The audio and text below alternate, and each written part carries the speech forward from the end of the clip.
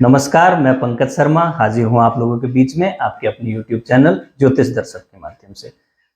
हमेशा हम बात करते हैं एस्ट्रोलॉजी और वास्तु की, लेकिन वास्तु कहीं न कहीं पीछे छूट जाता है क्योंकि अब तक की जो मेरी वीडियो की जो सीरीज़ आपने देखी है, उसमें एस्ट्रोलॉजी और जेमस्टोन के बारे में ज़्यादा बात हुई है।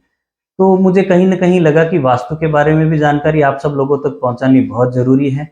तो इसी वास्तु की जानकारी को आप लोगों तक पहुँचाने के लिए अब मैंने ये सोचा है कि जो 3-4 सीरीज़ या 4-5 वीडियो ऐसे निकाले जाए, जिसमें वास्तु के बारे में फ़ोकस किया जाए। क्योंकि वास्तु कहीं न कहीं हर इंसान के घर की गड़बड़ है, तो उसे सही करना ज़रूरी है।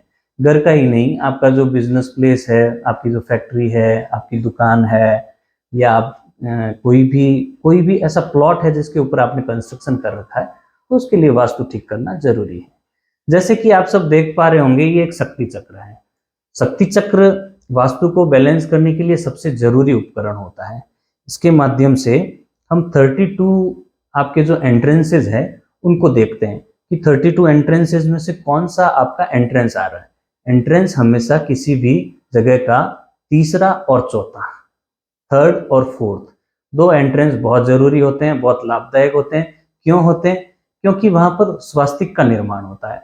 आप जैसे नॉर्थ N1 से लगा के N8 तक और साउथ के जो S1 से लगा के S8 तक, ईस्ट के E1 से लगा के E8 तक और वेस्ट के W1 से लगा के W8 तक, जितने भी आपके एंट्रेंसेज होते हैं उन सब में थर्ड और फोर्थ जो एंट्रेंस बनता है, जैसे आप इस शक्ति चक्र में देख पाएंगे कि जैसे ये E1 से लगा के E8 तक है। आपको ठीक से दिखाई नहीं दे पा रहा होगा, इसमें मैं थोड़ा सा नजदीक लाके आपको दिखाता हूँ। इसमें आप देखें कि इसके जो E1 से लगा के E8 तक के जो एंट्रेंस है, उसके अंदर ये E3 और E4 वाला एंट्रेंस ये बहुत शुभ माने जाते हैं। S1 से लगा के S8 के बीच में S3 और S4 का एंट्रेंस और W3 और W4 का एंट्रेंस और N3 और N4 का एंट्रेंस, ये चारों एंट्रेंस मतलब ये 8 एंट्रेंस हो गए और एक एंट्रेंस N8 का भी अच्छा माना जाता है। तो 9 एंट्रेंस कुल जो 32 एंट्रेंसेज में से 9 एंट्रेंसेज जो है वो बहुत ही आपके लिए शुभ होते हैं।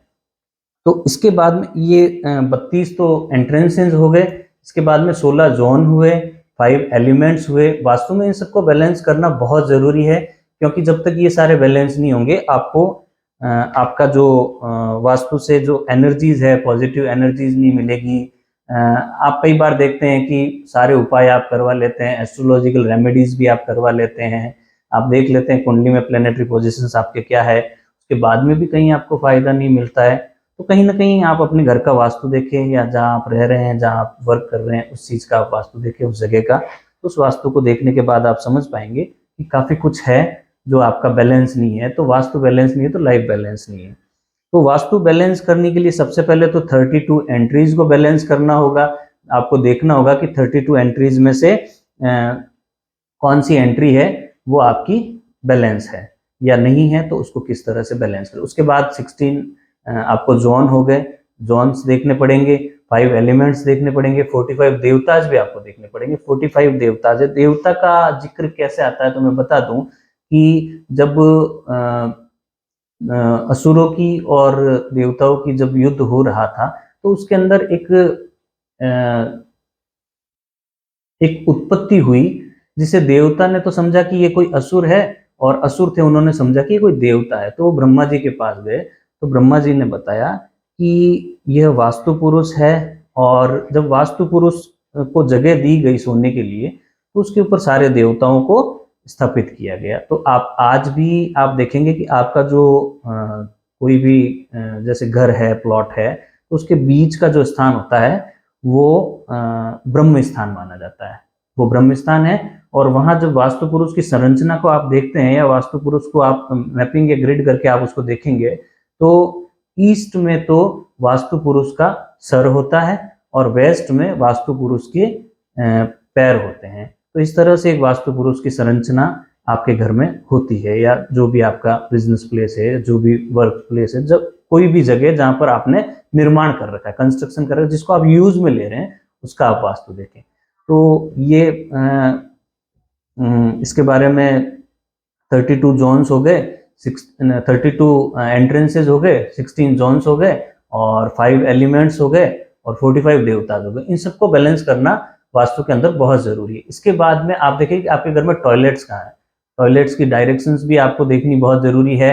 उसके बाद में आपको किचन देखना बहुत जरूरी है कि किचन आपका प्रॉपर डायरेक्शन में है नहीं, फायर एलिमेंट जहां बनता है आपके डायरेक्शन में वहां आपने किचन को एस्टेब्लिश कर रखा है या नहीं। फिर पूजा स्थान देखना है आपको, जैसे किचन के लिए आप आग्नेय कोण देख लिया आपने, पूजा स्थान के लिए आपने ईशान कोण देख लिया, तो प्रॉपर जो चीज जहां पर होनी चाहिए वहां है या नहीं। छोटी से छोटी चीज का भी बहुत फर्क पड़ता है, रंगों का बहुत फर्क पड़ता है वास्तु में, आपने कहाँ पे क्या रंग कर रखा है उसका भी बहुत ज्यादा इफेक्ट वास्तु के अनुसार पड़ता है। तो एक छोटी सी जानकारी वास्तु के बारे में आज आप लोगों के बीच में लेकर आया था।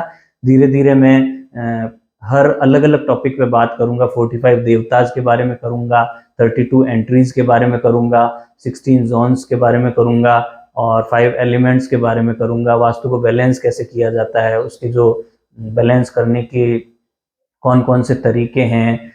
बेसिक वास्तु होता है उसके अंदर तो कलर्स से करते थे, लेकिन अब एडवांस वास्तु है उसमें उसको अपन मेटल्स से करते हैं। तो किस तरह से वास्तु को बैलेंस किया जाए, टॉयलेट अगर आपने गलत जगह बना रखा है तो उसको कैसे ठीक किया जाए, पूजा स्थान आपने गलत जगह बना रखा है तो उसको ठीक कैसे किया जाए, किचन को कैसे किया जाए। आजकल तोड़फोड़ करने की आवश्यकता नहीं, पुराने समय में तोड़फोड़ करवा के वास्तु में फिर से सुधार करवाते थे, आजकल हर चीज की रेमेडी उपलब्ध है। तो आगे की जो भी सीरीज होगी उसमें आपको बताया जाएगा कि कौन से वास्तु का अगर आपके दोष है तो किस तरह का उसमें उपाय किया जाए। तो मैं पंकज शर्मा आप लोगों का बहुत बहुत दिल से धन्यवाद करता हूं कि आप लोग ऐसे ही प्यार स्नेह सहयोग देते हैं और टाइम टाइम पर YouTube चैनल ज्योतिष दर्शन आप देखते हैं और लाइक करते हैं। और एक निवेदन आपसे ये करना चाहूँगा कि जिन्होंने सब्सक्राइब नहीं किया है वो चैनल को सब्सक्राइब जरूर कर लें और बेल आइकन प्रेस कर दें, जिससे आपको अपडेट्स जो भी होती है, कोई भी वीडियो नई वीडियो आती है अपलोड होती है तो उसकी अपडेट्स आपको मिल जाए और आप उसको देख पाएँ समय पर। और आपके जितने मिलने वाले हैं, दोस्त है, सहयोगी है, उन सबको, रिश्तेदार हो गए, उन सबको आप वीडियो शेयर करते रहें तो उन सब तक भी ये जानकारी पहुंचती रहेगी। बहुत बहुत धन्यवाद एक बार आप सबका, फिर से आभार। ज्योतिष दर्शन एस्ट्रो एंड वास्तु को इसी तरह प्यार स्नेह और सहयोग देने के लिए बहुत बहुत आभार।